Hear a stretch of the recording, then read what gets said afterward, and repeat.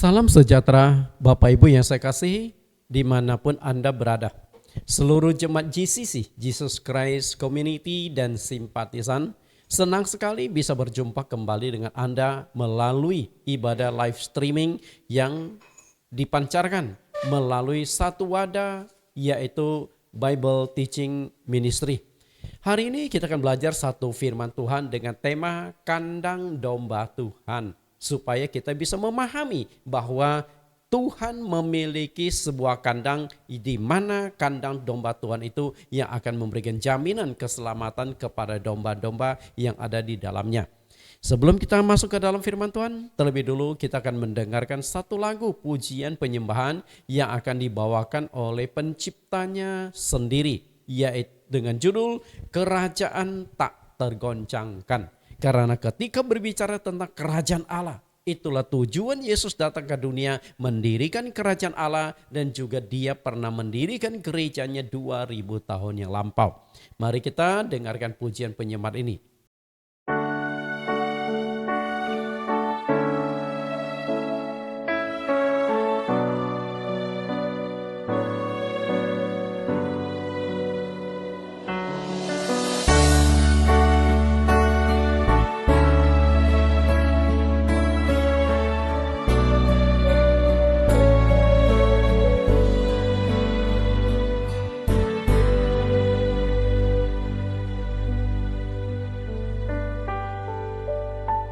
Di tengah dunia yang semakin bergelora, tanpa perlindungan-Mu Tuhan, semuanya binasa. Di tengah waktu yang semakin lama, semakin jahat, tanpa penyertaan-Mu Tuhan, manusia tak berdaya. Biarpun gunung beranjak dan bukit pun bergoyang, hatiku percaya hanya kerajaan-Mu yang tak tergoncangkan. Walau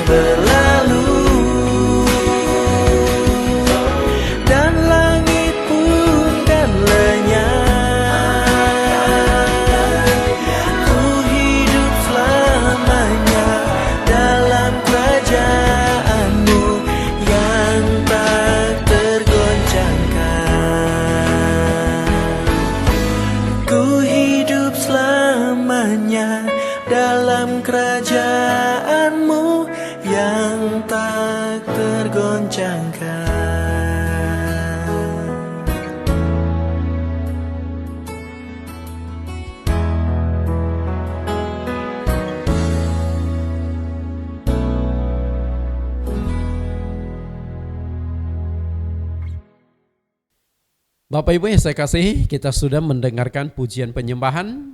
Saya yakin bahwa lagu tersebut memberikan inspirasi, memberikan kekuatan, dan juga memberikan bimbingan kepada kita untuk memperjuangkan sebuah kerajaan yang tidak tergoncangkan, yaitu kerajaan Allah. Kita akan masuk ke dalam kebenaran firman Tuhan. Sebelumnya kita akan berdoa, mohon Tuhan Yesus pimpin, buka hati dan pikiran kita untuk menerima firman ini. Di dalam nama Tuhan Yesus Kristus kami berdoa.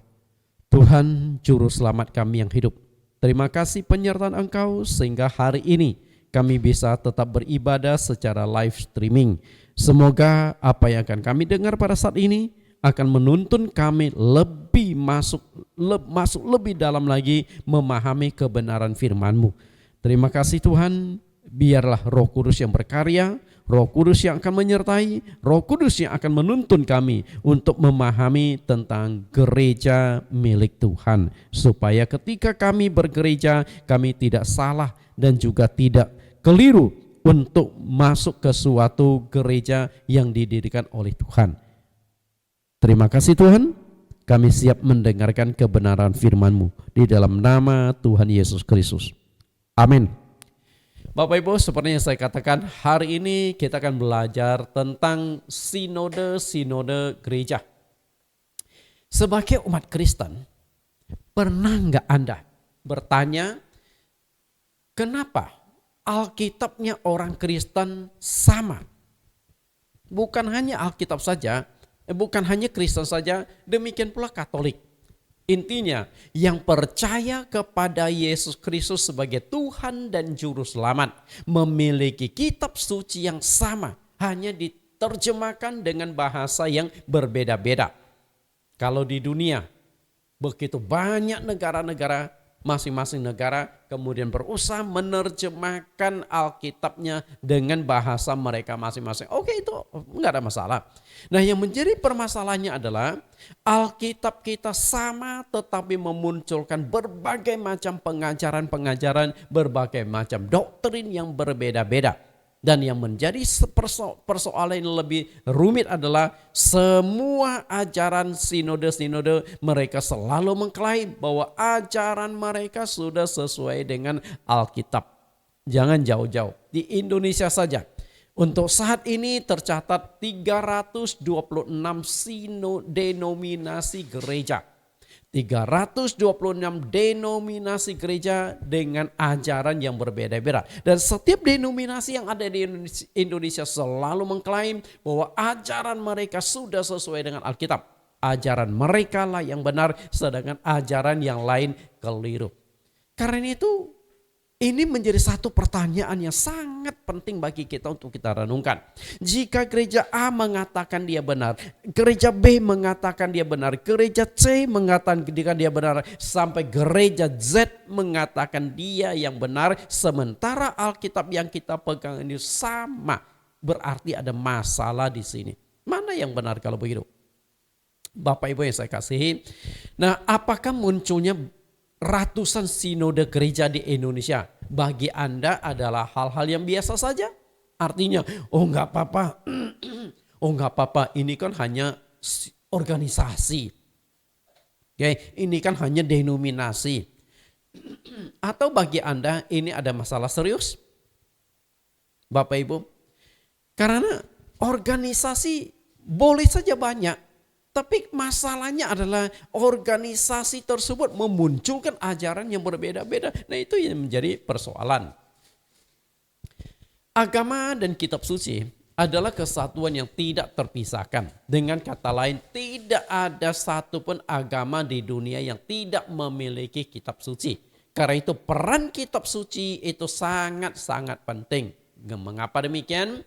Karena agama tanpa kitab suci pasti kehilangan arah dan tujuan.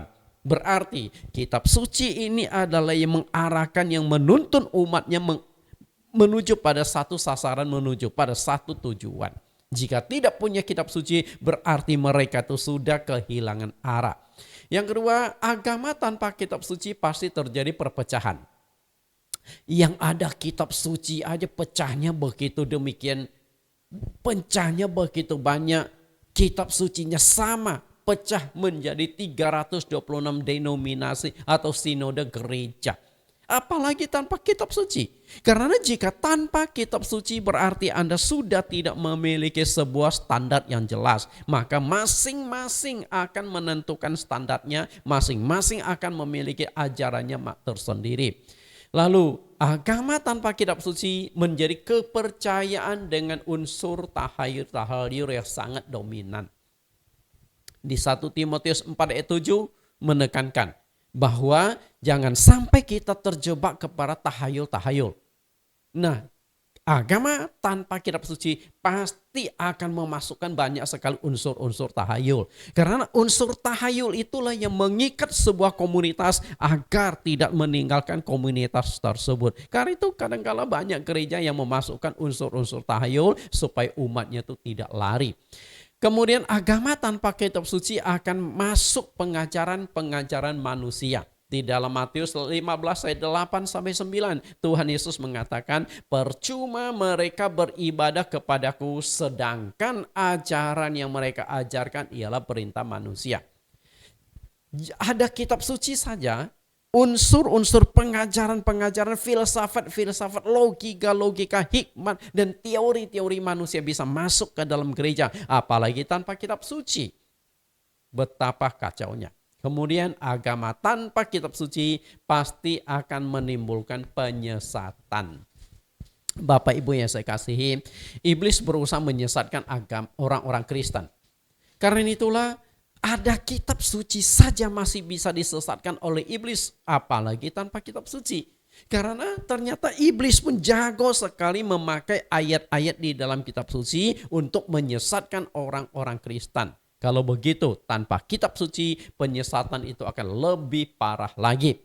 Kita lihat hubungan antara kitab suci dengan agama. Agama A punya kitab suci A. Agama B punya kitab suci B. Agama C punya kitab suci C, D, dan E. Masing-masing agama pasti memiliki kitab suci.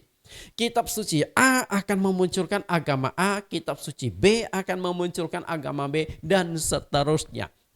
Nah, kalau di Indonesia ada 6 agama yang diakui, otomatis ada 6 kitab suci yang berbeda-beda yang menjadi pegangan bagi setiap agama itu masing-masing. Karena itu Bapak Ibu, jika kitab suci berbeda, memunculkan 2 atau lebih agama yang berbeda adalah hal yang sangat wajar. Kitab suci A memunculkan agama A, kitab suci B memunculkan agama B, kitab suci C memunculkan agama C. Nah, yang tidak wajar adalah ketika kitab sucinya sama lalu memunculkan agama yang berbeda. Nah, menurut saya ini yang menjadi masalah. Ini yang menjadi persoalan yang sangat-sangat serius. Bapak Ibu, bila kitab sucinya sama tetapi memunculkan 2 agama yang berbeda adalah hal yang tidak wajar. Misalnya di dalam agama Kristen dengan kitab sucinya Alkitab yang terdiri dari 2 bagian, Perjanjian Lama dan Perjanjian Baru. Lalu dari Alkitab yang sama memunculkan 2 agama yang berbeda di Indonesia bahkan di dunia, yaitu agama Kristen Katolik dan agama Kristen Protestan. Bapak Ibu, ini tidak wajar. Tadi saya sudah katakan kitab suci berbeda memunculkan agama yang berbeda, hal yang sangat natural dan sangat wajar. Tapi jika kitab sucinya sama memunculkan agama yang berbeda, berarti ada masalah yang serius di sini. Lalu agama mana yang benar? Apakah agama Katolik atau agama Kristen? Tentu masing-masing pemimpin agamanya akan mengatakan bahwa agama merekalah yang benar. Berarti di sini ada masalah yang serius di dalam kekristenan kita. Apakah Alkitab itu mengandung multi kebenaran? Artinya yang ini benar, yang itu juga benar. Doktrin ini benar, doktrin itu juga benar. Sementara kitab sucinya sama, artinya kitab suci yang sama memunculkan 2 doktrin yang berbeda, 3 doktrin yang berbeda, bahkan ratusan doktrin yang berbeda-beda. Sementara sumber pengajarannya sama, yaitu Alkitab. Menurut saya di sini ada masalah yang sangat-sangat serius. Masalah yang harus kita bereskan, kita pikirkan.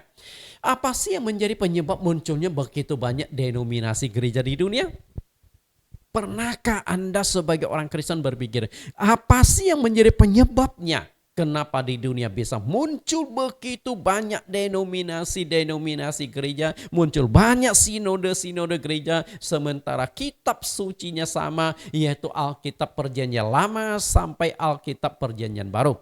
Secara prinsip, hanya ada 2 penyebab mengapa di dunia bisa muncul begitu banyak denominasi gereja. Penyebab yang pertama adalah perbedaan cara penafsiran Alkitab. Yang satu menafsirkan begini, yang satu menafsirkan begitu, walaupun ayat yang dibacanya itu sama. Yang kedua adalah manipulasi penyesatan iblis. Jadi hanya ada 2 penyebabnya itu. Dan dua-duanya itu sudah saya kupas pada pelajaran-pelajaran yang lain. Perbedaan penafsiran Alkitab dan juga manipulasi penyesatan iblis di dalam gereja. Kita lihat dasarnya di dalam 2 penyebab munculnya banyak denominasi gereja. Yang pertama adalah perbedaan penafsiran Alkitab. Kita baca di dalam 2 Petrus 1 ayat 21. Saya kutipkan sebagian dari isi teks tersebut.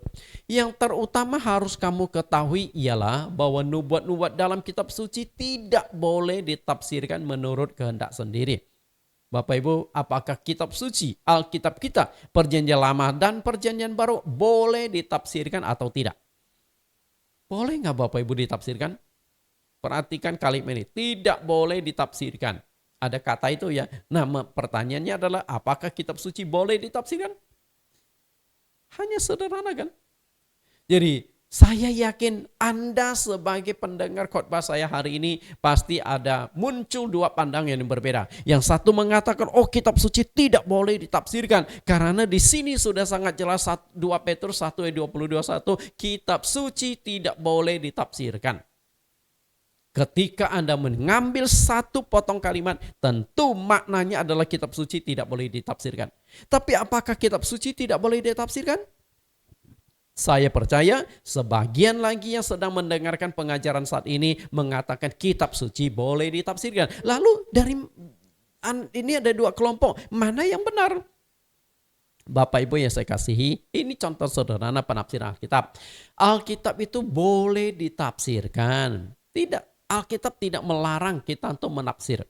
Nah, yang tidak boleh adalah ketika menafsirkan Alkitab mengandalkan hikmat, logika, pengertian, dan kepintaran sendiri. Nah, itu yang tidak boleh.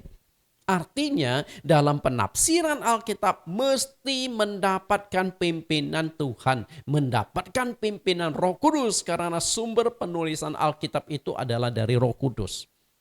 Jadi Alkitab boleh ditafsirkan. Yang tidak boleh adalah menafsirkan dengan mengandalkan hikmat, pengertian, logika, kepintaran sendiri.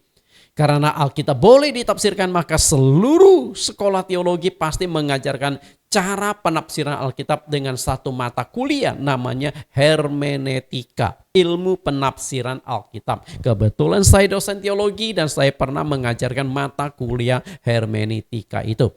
Lalu yang kedua, manipulasi penyesatan iblis. Dikatakan oleh Tuhan Yesus di dalam Matius 18 ayat 6 sampai ayat yang ke-7. Celakalah dunia dengan segala penyesatannya.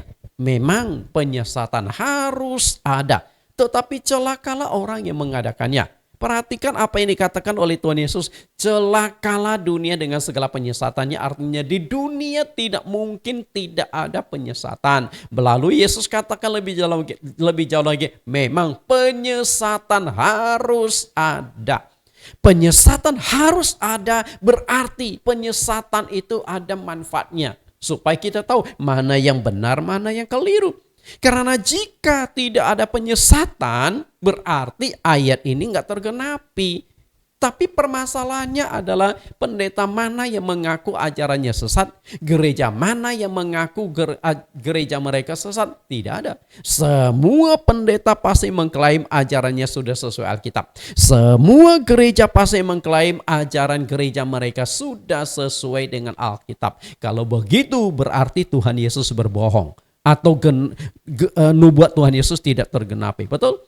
Karena itulah yang saya khawatirkan adalah kita ajarannya sesat, gereja kita sesat, tapi kita tidak tahu karena untuk mendeteksi sebuah penyesatan itu tidak mudah. Penyesatan iblis itu sangat-sangat halus, sangat-sangat licik. Tahu-tahu kita sudah ada di dalam lingkaran penyesatan itu sendiri.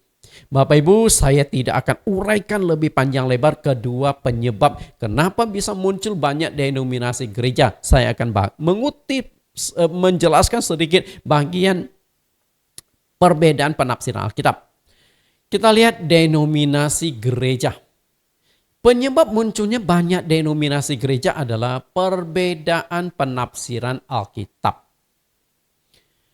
Perbedaan penafsiran Alkitab adalah hal yang tidak bisa dihindari di dalam sejarah kekristenan. Kalau kita pelajari di dalam Alkitab, sejak awal gereja berdiri setelah Roh Kudus dicurahkan hari Pentakosta, nah kemudian sejarah berjalan, sepanjang sejarah berjalan itu banyak perbedaan penafsiran antara para teolog generasi awal. Akibatnya adalah terjadi perpecahan begitu banyak. Saya akan berikan satu contoh kalimat yang sangat pendek di bawah ini, tapi kalimat tersebut bisa menimbulkan perbedaan penafsiran. Paling tidak ada 3 penyebab. Kita lihat kalimatnya dulu. Kucing makan tikus mati. Kalimat ini sangat pendek, sangat sederhana, dan sangat alamiah terjadi di dalam kehidupan kita. Dan hanya terdiri dari 4 kata.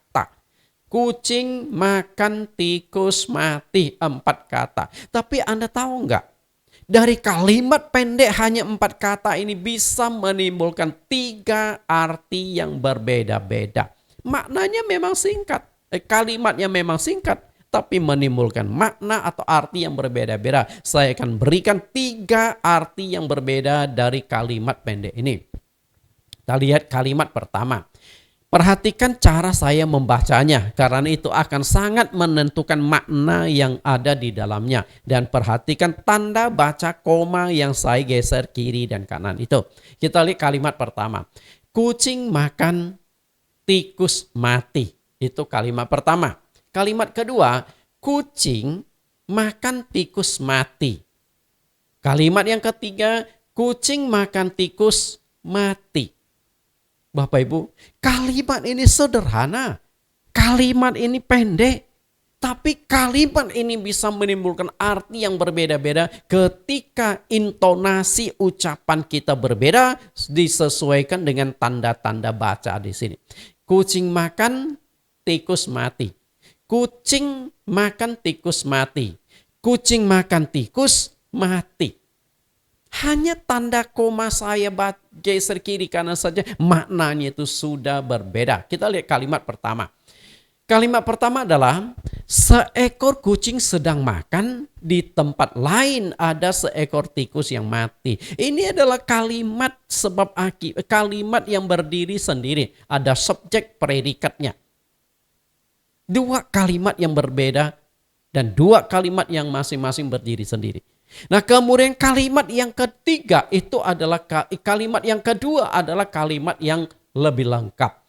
Kalau kalimat pertama hanya ada subjek predikat, kemudian kalimat kedua ada subjek predikat objek. Kita lihat kalimat kedua adalah kucing sedang memakan seekor tikus yang sudah mati. Jadi sudah ada hubungan sebab akibat. Sedangkan kalimat pertama belum ada hubungan sebab akibat. Nah yang menjadi kalimat yang paling kasihan itu adalah kalimat yang ketiga. Karena yang mati itu bukan tikusnya tapi kucing. Bukan tikusnya saja tetapi kucingnya juga ikut mati. Kita lihat kalimat ketiga. Gara-gara memakan tikus seekor kucing akhirnya mati. Mungkin ketika kucing ini lagi kelaparan, dia makan tikus, belum hancur dia kunyah sampai tulang-tulangnya, akhirnya tulangnya itu tusuk tenggorokan kucing, nyangkut di sini sampai kucing itu tidak bisa bernapas, matilah kucing itu. Atau kemungkinan yang kedua adalah mungkin Bapak Ibu di rumah ada tikus. Bapak Ibu sudah dengan berbagai macam cara, ternyata tikus masih datang, tikus masih masuk rumah menggerogoti makanan Bapak Ibu.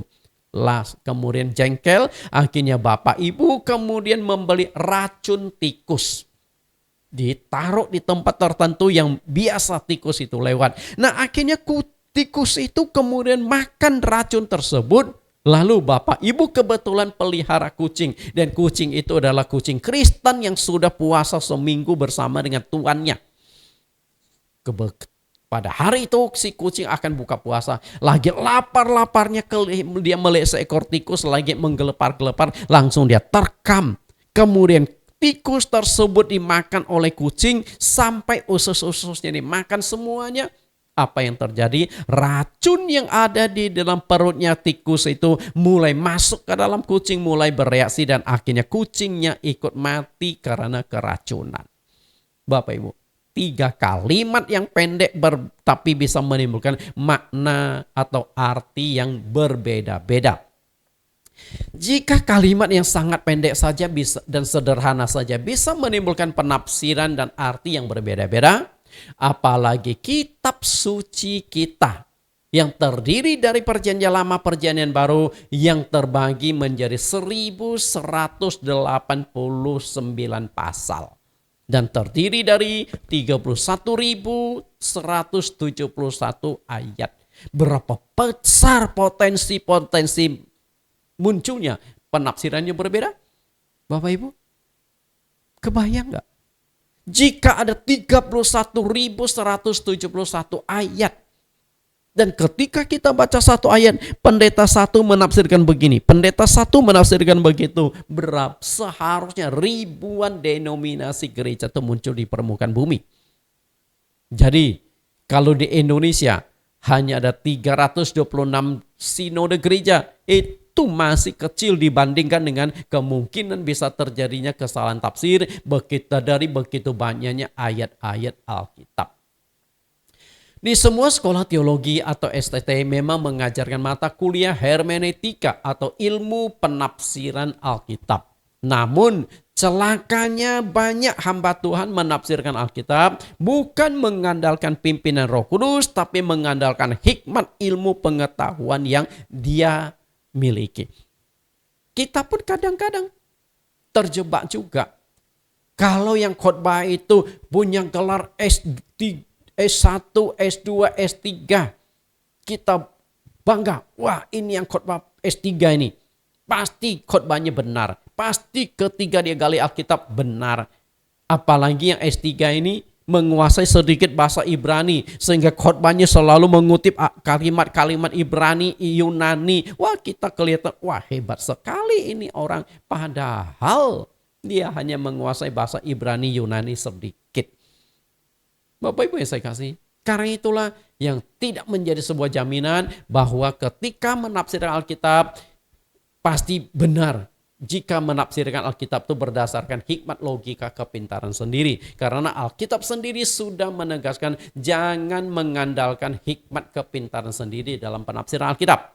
2 Petrus 1 ayat 20-21 tadi kita sudah baca, kita baca ulang kalimat ayat ini lebih lengkapnya. Yang terutama harus kamu ketahui ialah bahwa nubuat-nubuat dalam kitab suci tidak boleh ditafsirkan menurut kehendak sendiri. Sebab, perhatikan, kitab suci tidak boleh ditafsirkan menurut kehendak sendiri. Artinya tidak boleh mengandalkan hikmat logika kepintaran sendiri untuk penafsiran Alkitab. Nah, penafsiran Alkitab mesti mendapatkan pimpinan Roh Kudus. Ayat 21. Sebab tidak pernah nubuat dihasilkan oleh kehendak manusia, tetapi oleh dorongan Roh Kudus orang-orang berbicara atas nama Allah. Bapak Ibu yang saya kasih, Dalam penafsiran Alkitab mesti dapat pimpinan Roh Kudus karena sumber penulisan Alkitab adalah Roh Kudus. Nah, kalau semua hamba Tuhan dipimpin oleh Roh Kudus di dalam penafsiran Alkitab, saya yakin tidak akan muncul begitu banyak denominasi gereja. Karena Roh Kudus itu selalu menyatukan. Roh Kudus itu unity. Dulu di Kejadian pasal 11 Allah mengacaukan bahasa-bahasa manusia. Tapi di dalam perjanjian baru setelah Roh Kudus dicurahkan, disatukan semua bahasa menjadi bahasa roh. Karena Roh Kudus itu menyatukan jemaat, menyatukan doktrin, menyatukan pengajaran. Perbedaan penafsiran Alkitab tidak bisa dihindari karena kita tidak bisa mencegah orang yang mempunyai tafsiran yang berbeda. Jadi ketika seorang pendeta baca ayat ini, dia punya pandangan begini. Pendeta itu baca ayat yang sama, dia punya pandangan begitu. Berbeda-beda, kita nggak bisa larang, kita tidak bisa intervensi. Nah, itulah yang menjadi persoalan. Nah, hasil penafsiran mereka, lalu mereka bangun menjadi sebuah doktrin. Berarti semakin banyak hamba Tuhan di dunia, semakin banyak pula perbedaan penafsiran Alkitab. Dua pendeta menimbulkan dua penafsiran yang berbeda. 10 pendeta menimbulkan 10 penafsiran berbeda, 100 pendeta bisa menimbulkan 100 penafsiran yang berbeda. Maka tidak heran jika di dunia ini muncul begitu banyak sinode, begitu banyak denominasi gereja. Karena banyak hamba Tuhan yang pintar menafsirkan Alkitab. Tapi sayangnya ketika menafsirkan Alkitab bukan dipimpin oleh Roh Kudus, tapi mengandalkan hikmat kepintaran sendiri. Nah, yang harus kita pikirkan adalah akibatnya. Tadi saya sudah katakan, perbedaan penafsiran Alkitab tidak bisa dihindari. Karena kita tidak bisa melarang orang ketika dia baca lalu dia punya pandangan tafsiran berbeda. Yang harus kita pikirkan adalah akibat dari penafsiran itu jika beda dari Alkitab. Kita lihat akibatnya. Paling tidak akan memunculkan 3 akibat yang sangat serius. Akibat yang pertama adalah munculnya ajaran manusia. Akibat yang kedua, Tuhan tidak menyertai gereja itu. Dan akibat yang ketiga, mengalami kebinasaan di neraka. Jadi akibatnya itu tidak main-main. 3 akibat itu sangat serius. Karena 3 akibat itu mempertaruhkan keselamatan kita. Nah, saya akan uraikan secara singkat ketiga akibat ini. Yang pertama, salah menafsirkan Alkitab memunculkan ajaran manusia. Menurut saya ini hal yang sangat logis dan sangat wajar. Ketika kita salah menafsirkan Alkitab, ajaran manusialah yang muncul. Matius 15 ayat 8-9. Bangsa ini memuliakan aku dengan bibirnya, padahal hatinya jauh daripadaku. Percuma mereka beribadah kepadaku, sedangkan ajaran yang mereka ajarkan ialah perintah manusia. Bapak Ibu perhatikan kata perintah manusia. Karena itu Tuhan Yesus katakan, percuma beribadah kepadaku.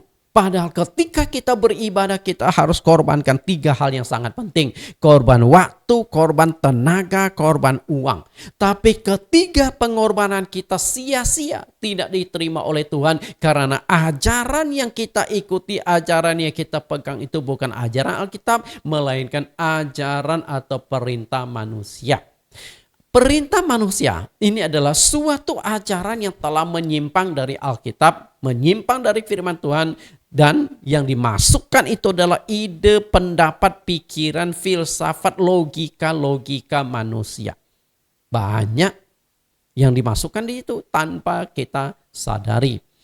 Bukti adanya salah tafsir Alkitab yang memunculkan bukti adanya salah tafsir Alkitab itu adalah munculnya ratusan denominasi atau sinode gereja di dunia. Di Indonesia yang tadi saya katakan ada 326 sinode gereja. Itu adalah bukti yang sangat nyata, bukti yang sangat real bahwa terjadi perbedaan-perbedaan penafsiran. Terjadi kesalahan-kesalahan tafsiran. Tapi masalahnya siapa yang merasa tafsirannya salah? Siapa yang merasa tafsirannya keliru? Tidak ada. Semua menganggap tafsiran mereka itulah yang benar atau Alkitabiah. Karena itulah percuma kita beribadah kepada Tuhan jika yang kita pegang itu ajaran manusia. Ajaran manusia itulah yang akhirnya menjadi doktrin sinode. Maka tidak heran sinode A punya doktrin A, sinode B punya doktrin B, sinode C punya doktrin C, dan seterusnya. Kita lihat korban ibadah. Ketika kita beribadah, kita harus korbankan waktu, korban uang, dan korban tenaga. 3 pengorbanan penting. Nah, pengorbanan itu menjadi sia-sia karena ajaran yang kita pegang itu ajaran manusia. Makanya Tuhan Yesus katakan di ayat yang sudah kita baca di atas, di Matius 15 ayat yang ke-9, percuma mereka beribadah kepadaku. Kenapa sampai percuma? Karena ajaran yang dipegang itu adalah ajaran manusia, doktrin-doktrin sinode. Karena itu jika Anda tidak mau berkorban secara sia-sia di dalam ibadah, sudah korban waktu, korban tenaga, korban uang, maka Anda harus cari ajaran yang Alkitabiah itu mana. Gereja yang ajarannya sesuai Alkitab itu yang mana. Nah, itulah yang perlu Anda cari, itulah Anda masuk ke gereja tersebut. Kalau tidak, sia-sia. Sayang sekali pengorbanan Anda. Nah, kalau pengorbanan kita sia-sia, ngapain saya beribadah? Lebih baik saya di rumah tidur, lebih baik saya di rumah nonton televisi, lebih baik saya di rumah main handphone, main game, daripada saya sudah korban waktu, tenaga, uang, ternyata pengorbanan saya tidak diterima oleh Tuhan, ibadah saya tidak diterima Tuhan, karena ajaran yang saya pegang itu adalah doktrin-doktrin sinode gereja. Karena itu harus bedakan ya, ajaran Alkitab dengan ajaran sinode gereja. Yang kedua, salah tafsir Alkitab mengakibatkan Tuhan tidak mengakui gereja itu. Dan ini pun menurut saya sangat-sangat logis. Bagaimana mungkin Tuhan akan mengakui sebuah gereja yang ajarannya jelas-jelas telah menyimpang? Nggak mungkin. Karena kalau Tuhan kalau Tuhan tetap menyertai gereja itu, berarti Tuhan izinkan penyesatan. Padahal Tuhan tidak suka dengan penyesatan. Dapatkah saudara tentukan dari 5 denominasi gereja di bawah ini yang manakah gereja milik Tuhan? Karena semua gereja itu mengaku mereka punya gereja adalah milik Tuhan, didirikan oleh Tuhan. Kita lihat gereja 1, 2, 3, 4, 5. Ada 5 gereja. 5 denominasi, 5 sinode yang berbeda-beda. Dari rupa luar semuanya kelihatan sama. Tapi masalahnya adalah gereja yang mana? Oke, saya ingin bermain sedikit tebak-tebakan dengan Anda yang mendengarkan khotbah saya saat ini. Coba Anda tunjuk gereja mana yang didirikan oleh Tuhan, gereja mana milik Tuhan. Yang pertama kah, yang kedua, ketiga, keempat, atau yang kelima? Saya berikan waktu 10 detik, coba perhatikan sejenak. Pilih Bapak Ibu, tunjuk. Kita akan lihat apa yang Anda pilih benar atau tidak. 1, 2, 3, 4, 5, 6, 7, 8, 9, 10. Oke, 10 detik sudah kita lalui. Bapak Ibu sudah tentukan? Sudah tunjuk gereja yang Anda yakin itu adalah gereja milik Tuhan? Nah, yang menjadi pertanyaan saya adalah kenapa Anda yakin itu gereja itu yang didirikan oleh Tuhan? Saya yakin Anda pasti tebak-tebakan, betul? Karena dari rupa luar semua gereja kelihatannya sama. Bagaimana Anda yakin gereja mana milik Tuhan, betul? Dari rupa luar semua gereja tampak sama, menyembah Tuhan yang sama, yaitu Yesus Kristus.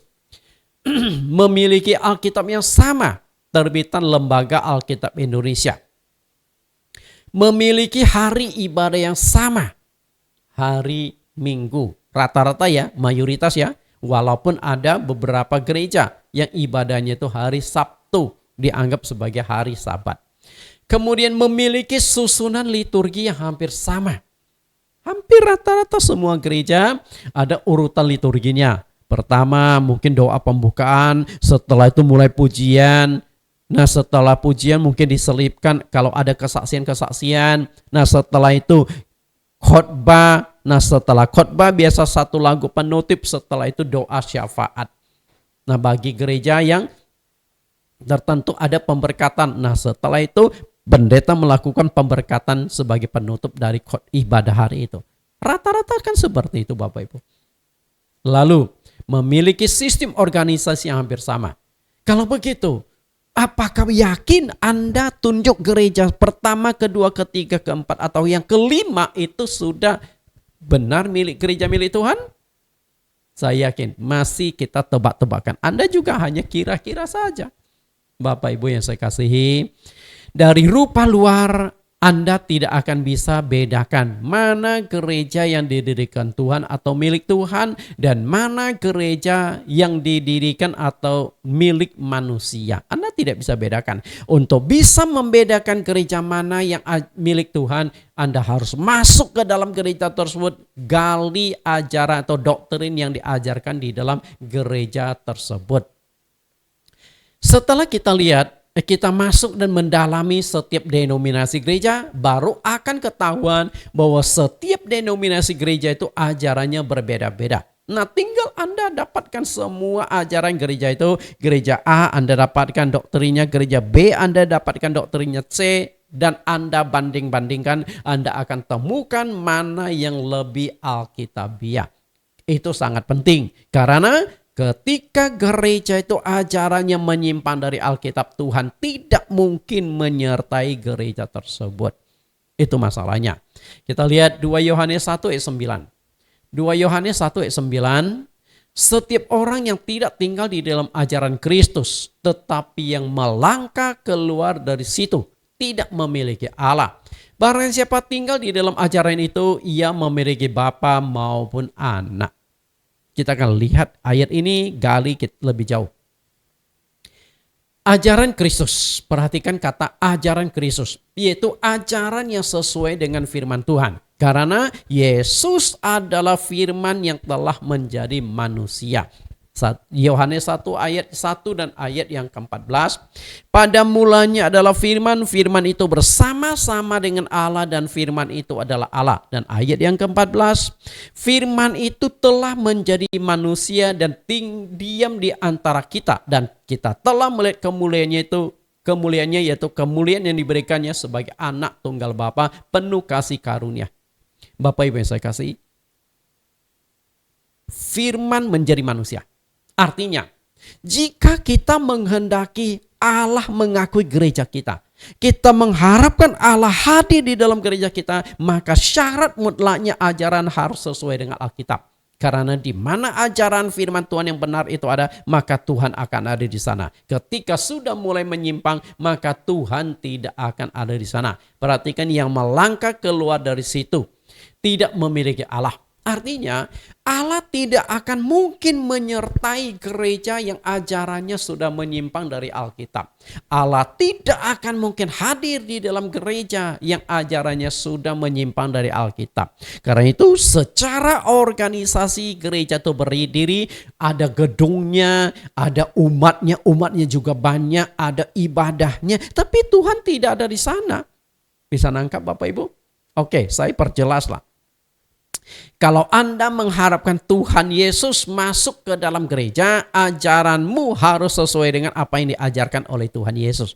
Ketika ajaranmu tidak sesuai dengan apa yang diajarkan Tuhan Yesus, Tuhan tidak akan mungkin hadir di sana. Karena itu, walaupun gereja tersebut jemaatnya banyak, gedungnya mewah, ada liturgi dan jelas semuanya, tidak menunjukkan Tuhan hadir di sana. Karena jika berpatokkan gereja ramai berarti Tuhan hadir di sana, agama lain juga ramai.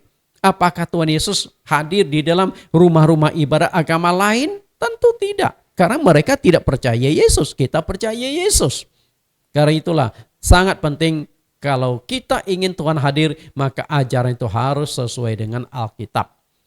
Suatu gereja yang ajarannya sudah menyimpan dari Alkitab, karena kesalahan tafsir tidak akan disertai Tuhan. Artinya Tuhan tidak akan hadir di dalam gereja itu. Karena Tuhan dan firman-Nya adalah kesatuan yang tidak terpisahkan. Lihat kembali Yohanes 1:1, firman itu adalah Allah. Karena itu, jika kita mengharapkan gereja kita disertai Tuhan, Tuhan hadir, maka ajarannya harus sesuai dengan firman Tuhan. Yang ketiga, nah itu yang masalah serius Bapak Ibu. Yang ketiga adalah masalah yang sangat serius. Kesalahan menafsirkan Alkitab mengakibatkan kebinasaan di neraka. Ini bukan hal yang bisa dianggap enteng, ini masalah yang sangat serius. Pengajaran Alkitab itu sangat menentukan keselamatan umat Allah. Ketika ajaran yang disampaikan itu salah, menyimpang atau keliru karena penafsiran-penafsirannya itu, maka umat Tuhanlah yang akan mengalami kebinasaan. Jadi bukan jaminan bahwa umat Tuhan pasti selamat. Kita lihat apa yang dikatakan oleh Nabi Hosea. Hosea 4 ayat 6. Umatku binasa karena tidak mengenal Allah. Perhatikan umat Tuhan. Nah tentu yang dimaksudkan umat Tuhan di sini adalah bangsa Israel. Umat pilihan Allah. Nah mereka pun masih bisa mengalami kebinasaan dan fakta sejarah sudah membuktikan hal tersebut. Kenapa bangsa Israel berulang kali jatuh bangun, apalagi kalau kita membaca dalam kitab Hakim-Hakim. Seringkali bangsa Israel mengalami kehancuran setelah mereka bertobat kembali ke firman Tuhan, lalu Tuhan pulihkan. Tapi tidak lama lagi kemudian mereka menyimpang, lalu Tuhan kirimkan bangsa lain untuk menghancurkan mereka. Mereka babak belum, mereka dijajah. Setelah sekian lama mereka akhirnya menyesal, lalu kembali ke firman Tuhan. Lalu Tuhan mulai kembali menyertai mereka, lalu membangkitkan seorang hakim untuk membebaskan mereka dari penjajahan. Berulang kali satu demi satu hakim timbul.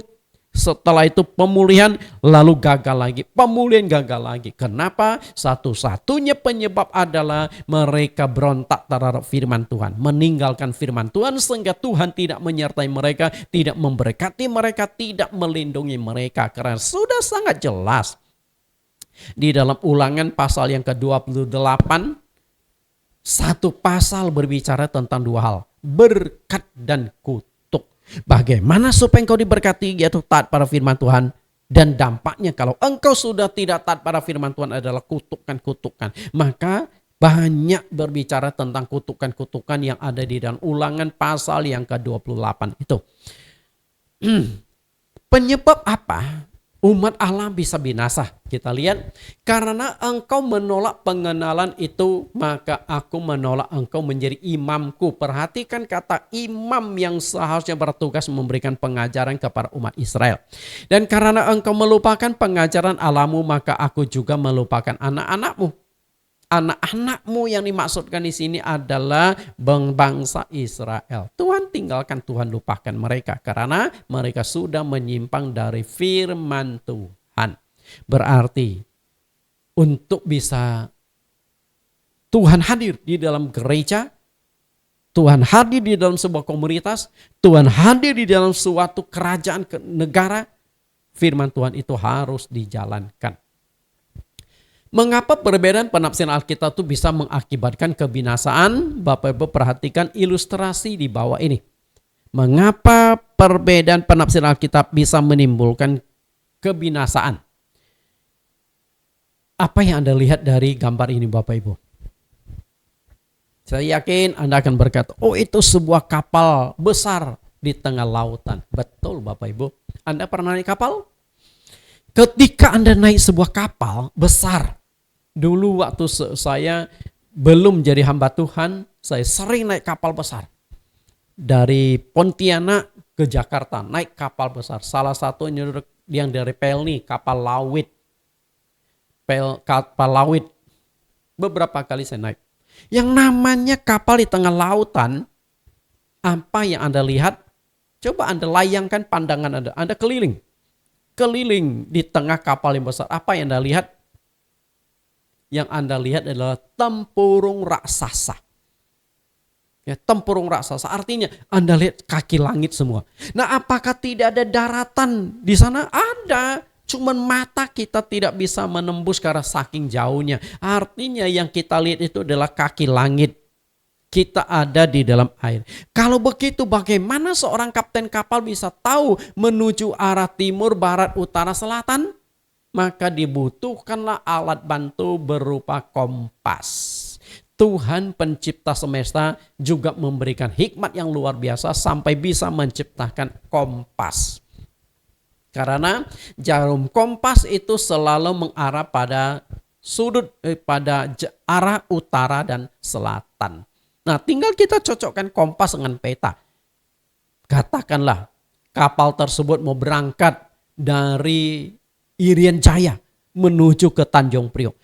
Perjalanan berminggu-minggu dari Irian Jaya menuju ke Tanjung Priok. Kenapa tidak nyasar? Karena ada kompas sebagai panduan.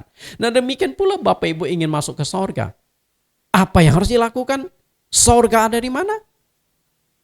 Apakah Anda tahu alamat sorga? Jalan apa? Nomor berapa? Gang apa? Tidak ada yang tahu. Kalau begitu bagaimana kita bisa ke sorga? Satu-satunya cara kita ke sorga adalah ikuti kompas kerajaan sorga, tidak lain yaitu kitab suci. Dengan kata lain, Alkitab adalah kompas kerajaan sorga. Ketika kita sudah menyimpang dari kompas kerajaan sorga, kita tidak akan sampai ke sorga. Itu masalahnya Bapak Ibu. Kompas itu sangat penting bagi seorang kapten kapal. Karena alat bantu. Kapten kapal ketika salah membaca kompas, kapal itu tidak akan sampai ke tujuan. Jika seorang kapten kapal salah membaca kompas, kapal itu tidak akan sampai pada tujuan. Nah, demikian pula Alkitab adalah kompas menuju ke sorga. Ketika seorang hamba Tuhan salah menafsirkan Alkitab, kita tidak akan dituntun ke sorga, tapi dituntun pada kebinasaan. Karena kita tersesat. Sama seperti kita tersesat karena tidak ikut arah jarum kompas itu.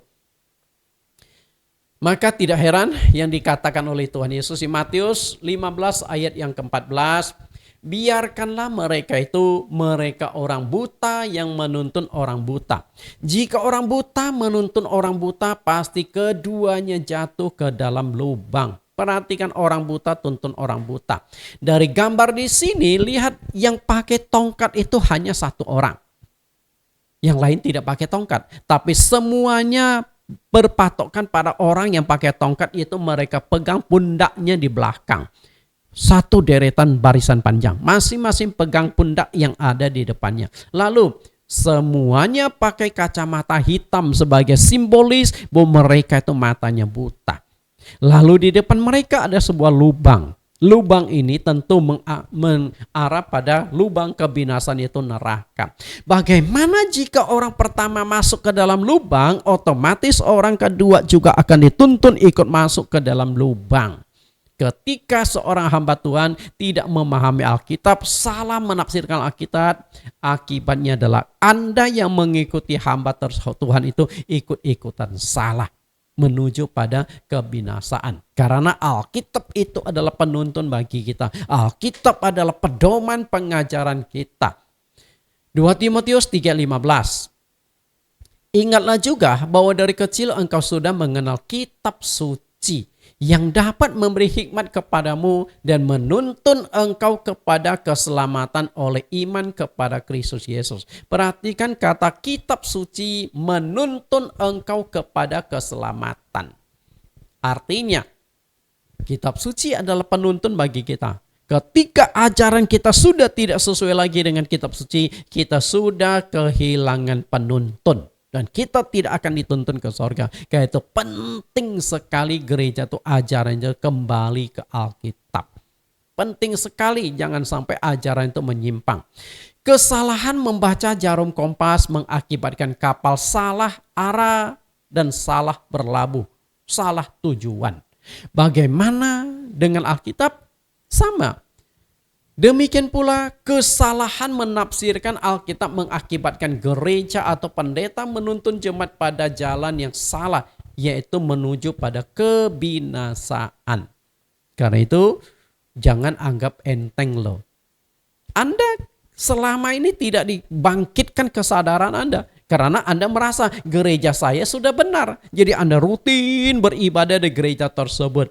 Padahal Anda tidak pernah mencoba menggali, coba membandingkan gereja. Begitu banyak gereja, mana yang ajarannya Alkitabiah. Apakah semuanya Alkitabiah? Karena jika semuanya Alkitabiah, seharusnya ajaran semua gereja sama. Tapi kenapa bisa muncul ajaran berbeda-beda? Artinya banyak gereja ajarannya tidak Alkitabiah. Di bagian belakang saya akan tunjukkan ajaran yang Alkitabiah itu seperti apa. Kisah pengalaman waktu saya pramuka. Dulu waktu di SD sampai SMP saya tinggal di pedalaman Kalimantan. Saya suka sekali ikut organisasi, salah satunya adalah pramuka. Pramuka. Dan salah satu kegiatan dari pramuka itu ada camping dengan istilah persami. Singkatannya adalah perkemahan Sabtu Minggu. Artinya hari Sabtu pagi-pagi kami sudah pergi ke lokasi berkemah sampai Minggu sore baru kami pulang ke rumah. Persami. Jadi kadang-kala 2 bulan sekali, 3 bulan sekali kami itu ada persami. Satu kali kami mengadakan camping di satu tempat, di satu pulau namanya Pulau Kumbang. Nah, ada sebuah gunung, okay? Dari gunung, kemudian di balik gunung tersebut itu ada pantai. Itu indah sekali pantainya dengan batu-batu besar, pemandangan yang bagus. Karena itu, kalau untuk mencapai gunung, di balik gunung itu memang ada 2 jalan. Motong gunung artinya naik ke gunung turun, nah atau mengelilingi kaki gunung. Ya sudah, hari itu kami yang ikut camping itu ada, kalau tidak salah itu ada 9 regu. Setiap regu itu antara 10 sampai 15 orang peserta. Jadi yang akan ikut camping itu bisa ada ratusan murid-murid. Karena semua murid itu aktif ikut pramuka. Waktu itu dibagi setiap grup. Nah, keberangkatan setiap grup itu diberikan jarak 15 menit sampai setengah jam. Artinya, grup pertama berangkat dulu, yang lain tunggu. Setelah 15 menit sampai setengah jam, baru grup yang kedua ikut jalan. Jadi supaya 2 grup ini tidak bersama-sama berjalan. Karena ada satu permainan yang guru pramuka kami adakan yang namanya mencari jejak. Artinya, guru ini sudah lewati jalan ini dan dia kasih tanda-tanda. Kalau ketemu belokkan, misalnya contoh gambar ini Bapak Ibu. Nah ini kan ada 2 jalan nih. Apakah harus menempuh jalan kiri atau jalan kanan? Nah guru itu akan memberikan tanda. Misalnya tanda di sini. Artinya ketika ada tanda panah, maka Anda harus ikuti arah panah itu. Kalau ketemu persimpangan, ikuti sampai Anda akan dituntun ke tepi pantai tempat kami camping. Ya sudah, kami berpikir ini juga menarik. Salah satu permainan untuk mencari jejak. Nah, yang menjadi permasalahannya, saya ada di grup yang ketiga dalam keberangkatan tersebut. Repotnya, saat itu kami punya seorang teman sekolah namanya Syarif Abdurrahman. Itu orang nakalnya itu minta ampun. Istilah najubillah itu nakalnya. Waktu kami melewati persimpangan, memang kami lihat anak panah. Lalu timbullah iseng dari teman kami ini, panah yang seharusnya mengarah ke kiri, dia putar balik mengarahnya kemana? Ke arah kanan. Ya sudah, kami saat itu nggak berpikir resiko. Yang kami pikirkan adalah lucu, kita mau kerjain teman kita yang ada di belakang. Ya sudah, kami berjalan, kami sudah sampai ke pantai. Nah setelah ditunggu 15 menit, tidak ada grup yang datang. Setengah jam belum ada. Setelah tunggu 1 jam, kok belum ada yang datang? Nah guru mulai curiga. Waduh, jangan-jangan mereka tersesat.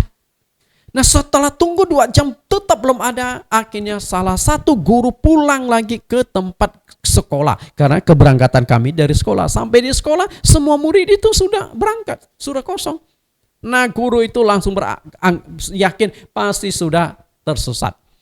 Dan akhirnya setelah tunggu beberapa jam tidak ada.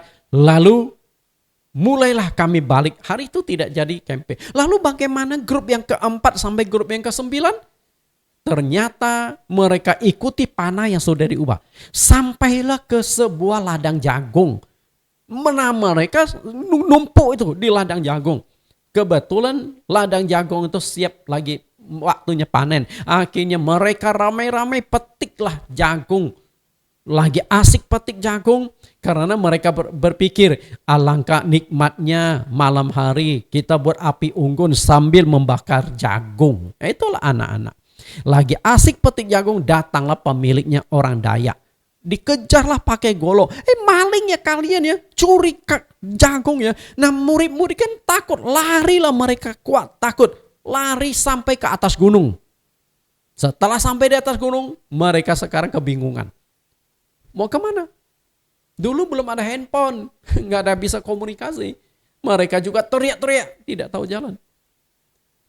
Nah waktu di atas gunung, anak-anak yang laki-laki melihat di pohon itu ada sarang segede bola basket bergelantungan.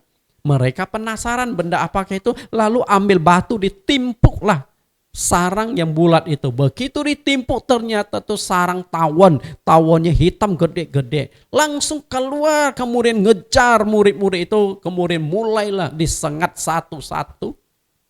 Hari itu kacau balau. Ada yang pipinya bengkak. Lalu ada badannya bengkak, kepalanya bengkak. Karena disengat oleh tawon. Tawon itu cukup beracun. Banyak anak yang pingsan. Kacau balau pokoknya. Dan akhirnya hari itu semua murid digerakkan. Orang tua murid juga diinfokan.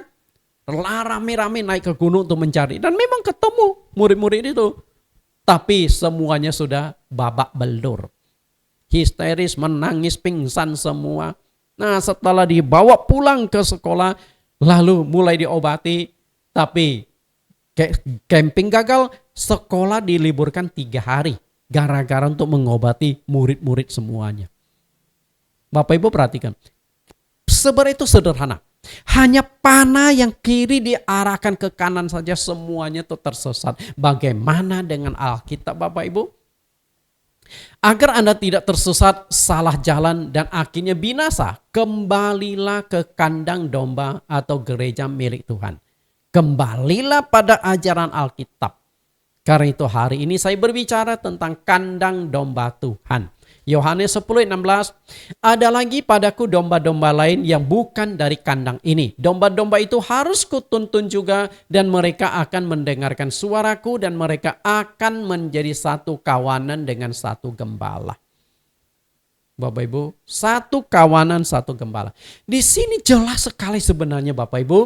Di sini mengatakan ada 2 macam kandang. Anda perhatikan nggak? Ada 2 macam kandang. Karena Yesus berkata, ada padaku domba-domba lain yang bukan dari kandang ini. Berarti Tuhan punya kandang domba. Tapi di tempat lain ada kandang-kandang yang lain.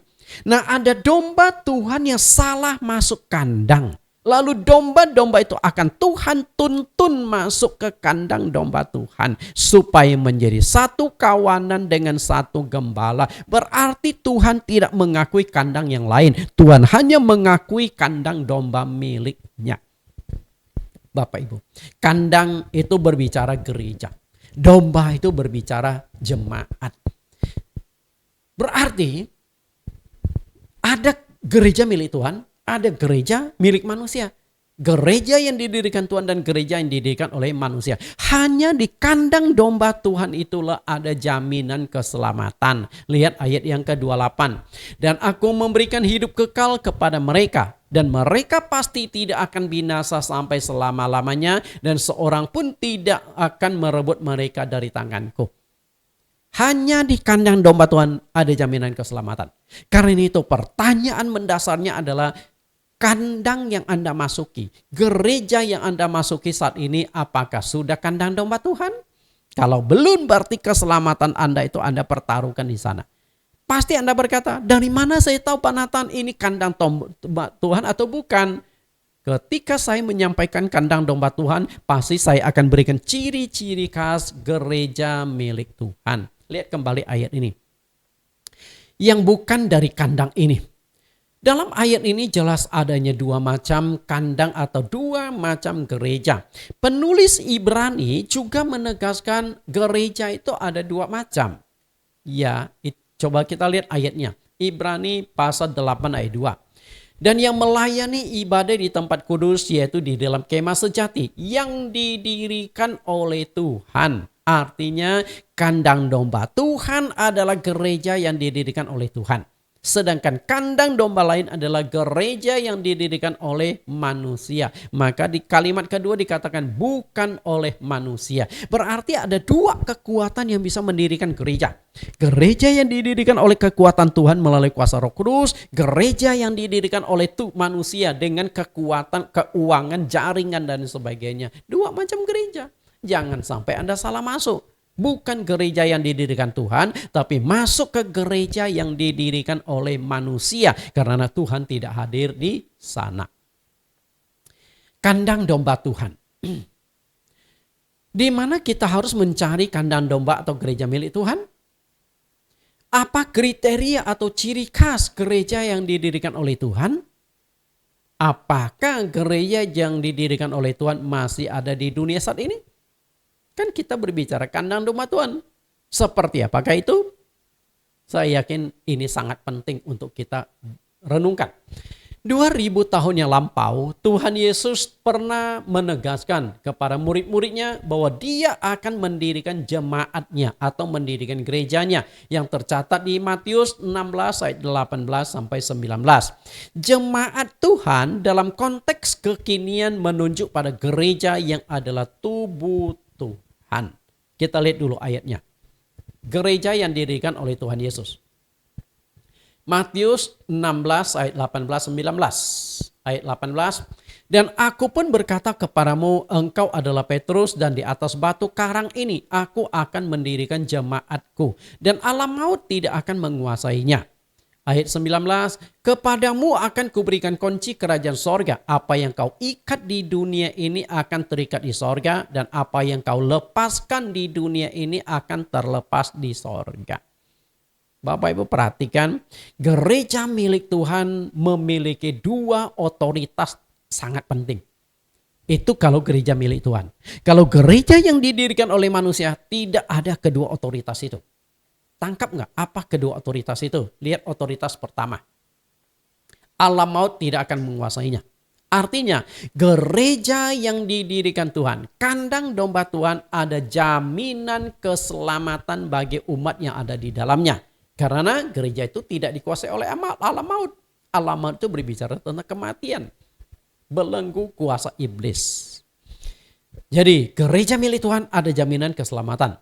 Lalu otoritas yang kedua, perhatikan kalimat ini. Apa yang kau ikat di dunia ini akan terikat di sorga. Apa yang kau lepaskan di dunia akan terlepas di sorga. Maknanya adalah koneksi langsung dengan sorga. Artinya gereja yang didirikan Tuhan karena ini duta dari Tuhan maka memiliki koneksi dengan sorga.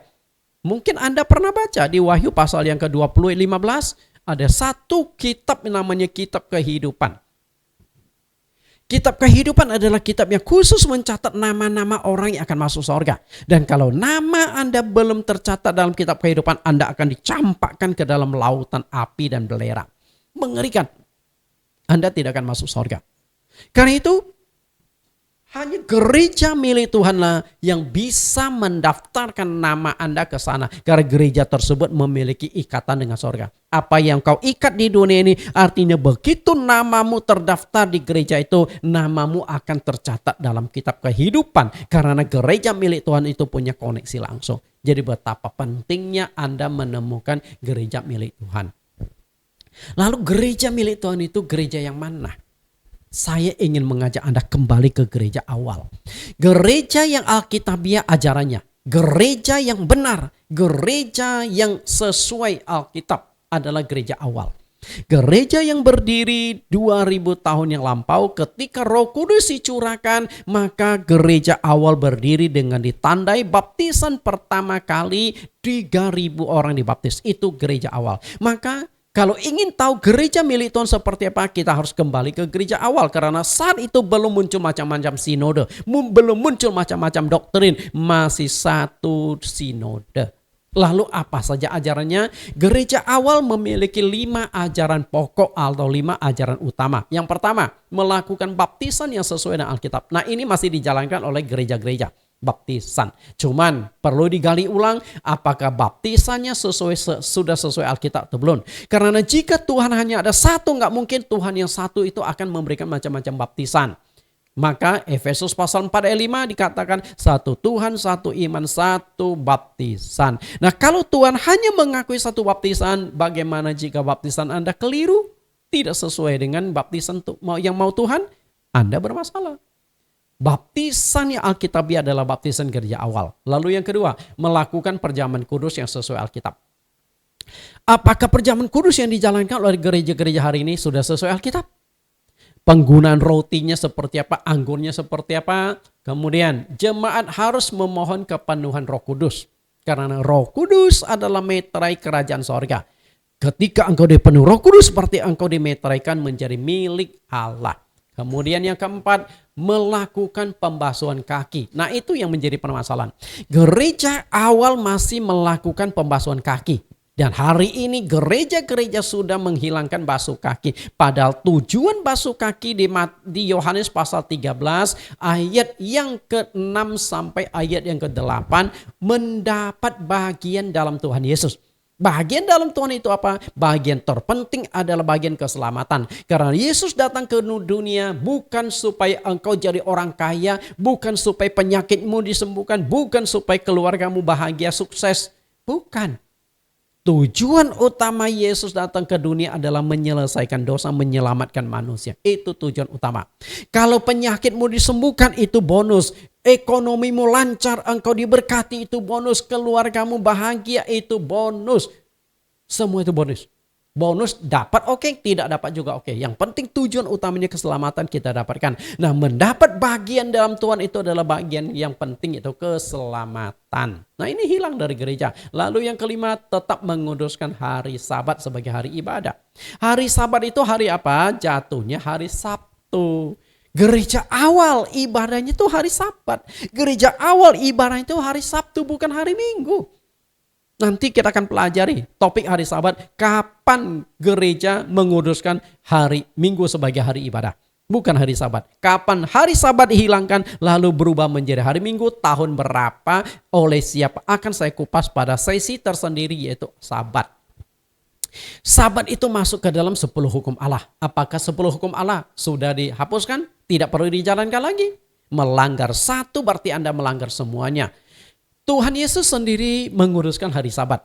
Anda berkata, saya adalah pengikut Yesus. Yesus ibadah hari Sabat, Anda ibadah hari Sabat enggak? Dan hari Sabat akan bertahan, akan berlaku sampai akhir zaman. Itu dicatatkan di Matius pasal 24 ayat yang ke-20. Belum akhir zaman, hari Sabat sudah dihilangkan. Nah, 5 ajaran utama kandang domba Tuhan. Apakah ajaran gereja-gereja hari ini masih sama dengan apa yang diajarkan Tuhan Yesus dan murid-muridnya? Jika ajarannya sudah berbeda, maka kita akan menghadapi sanksi berupa kutukan. Karena itulah Paulus mengutuk jika ajaran-ajaran gereja hari ini sudah berbeda dengan apa yang mereka ajarkan.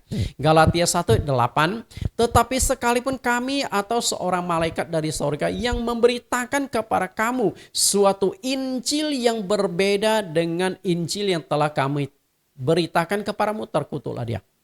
Pertanyaan saya adalah, apakah ajaran-ajaran gereja hari ini masih sama atau sudah beda dengan ajaran rasul-rasul? Jika ajarannya sudah berbeda dengan ajaran para rasul, maka yang memberitakan, yang mengajarkan itu mengalami kutukan. Otomatis yang menerima ajaran itu ada di bawah kutukan. Ini masalah yang sangat serius Bapak Ibu. Jangan sampai kita mengalami masalah yang sangat serius ini. Karena itulah Dari 5 doktrin utama gereja awal, baptisan air, perjamuan kudus, dipenuhi Roh Kudus, basuh kaki, menguduskan hari Sabat. Bapak Ibu yang saya kasih, inilah 5 ajaran utama. Apakah semuanya sudah sesuai? Renungkanlah. Jika belum sesuai, berarti ajaran kita bermasalah. Kembalilah ke kandang domba milik Tuhan. Nah, seperti apa ajaran itu? Saya tidak bisa kupas satu demi satu. Karena itulah kita yakin suatu saat saya akan kupas semuanya.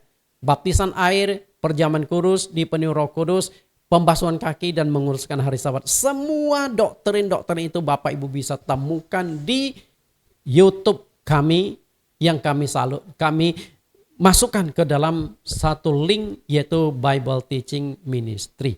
Tuhan Yesus memberkati Bapak Ibu. Sampai bertemu di lain kesempatan. Kita tundukkan kepala kita akan berdoa. Di dalam nama Tuhan Yesus Kristus kami berdoa, Tuhan, terima kasih penyertaan-Mu sehingga hari ini kami belajar satu kebenaran.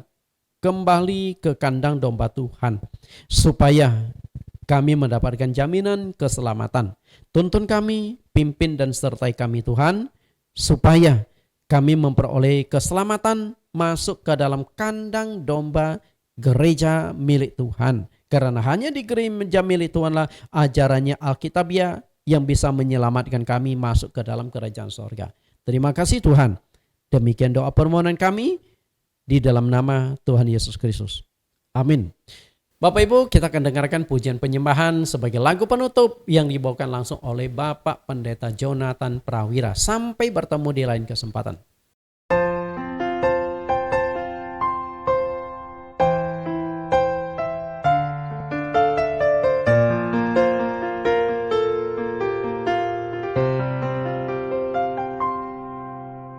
Bila tanpamu ku tak mau melangkah, Kau Tuhan yang membuat jalanku rata. Hanya denganmu ku berani bertindak, Kaulah yang meruntuhkan tembok penghalang.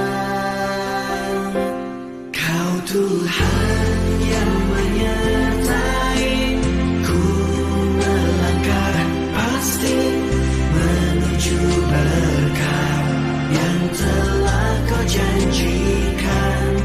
Bersamamu ku alami kebajikan, kemurahan selalu mengikutiku di setiap jalan.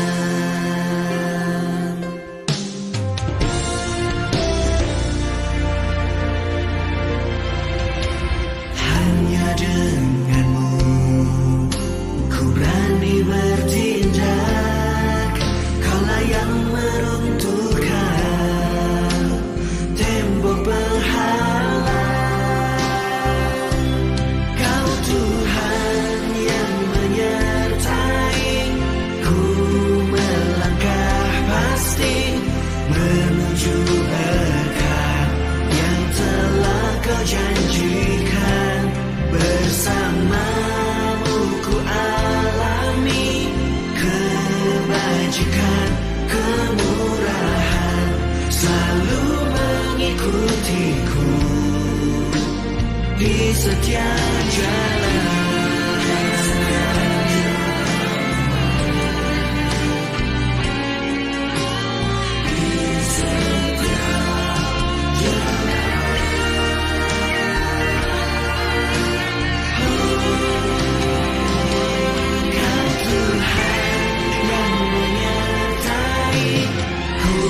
Melangkah pasti menuju berkat yang telah Kau janjikan. Bersamamu ku alami kebajikan, kemurahan selalu mengikutiku di setiap jalan. Melangkah